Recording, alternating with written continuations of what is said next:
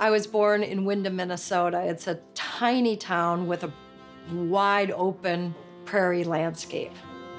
So my piano teacher's name was Evelyn Butler, and she had an extraordinary way of teaching, which at the time I had no idea about, but I grew to appreciate when I got older, and that is that she taught theory to her students from the very first lesson.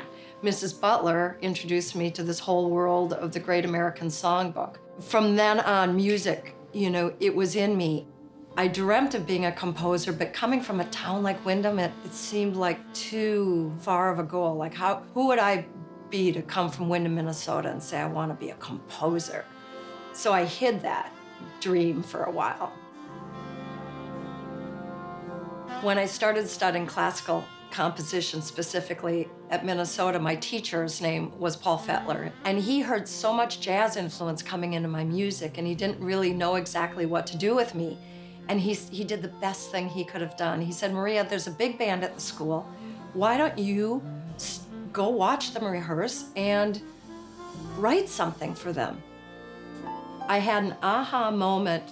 Somebody invited me to a concert of Toshiko Akiyoshi. And the thing that struck me was, here was a person who was traveling with a big band essentially, playing in a classical concert hall for almost a sold out, if not sold out, house. And I thought, wow, this is something you can do to make a living. And that just struck me. So I was lucky enough to get an apprenticeship with the National Endowment for the Arts, and I chose to study with Bob Brookmeyer, and it was one of the greatest opportunities of my life. Orchestrating for Gil Evans is something that's just something no mortal should do. But here I was in my 20s doing it. And I remember just thinking, no wonder Gil's music is just undeniably him. Those were the moments that made me say, I gotta start my own band, because I need to find out what are my quirks. I wanna find out who I am. So I had come out of school with a composition degree, and I was composing, and I started writing the music in that period that ended up being the music on my first album, Evanescence. So I had saved up enough money, being a music copyist, to think about recording my own band, and record companies had turned me down, so I just decided, okay, I'm gonna record this music and then see if I can sell it to somebody. And we caught a magic on that record.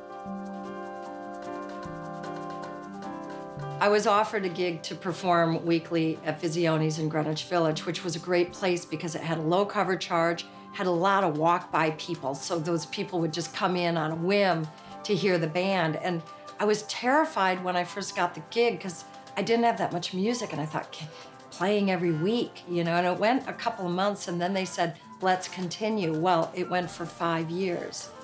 These are people that I get to develop the music with.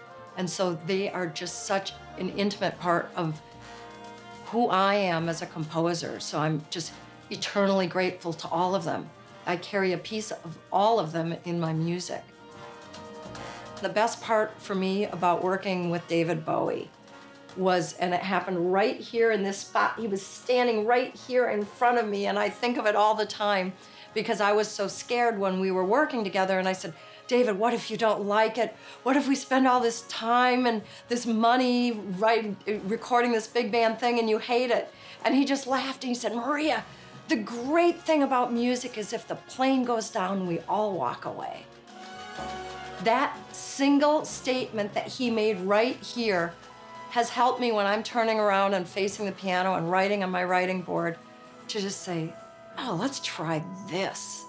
What's to lose? Let's risk it. And I'm so thankful for that. To me, music is an expression of life. And music is just the conduit. And I am still expressing things from my childhood because to me there was so much magic there.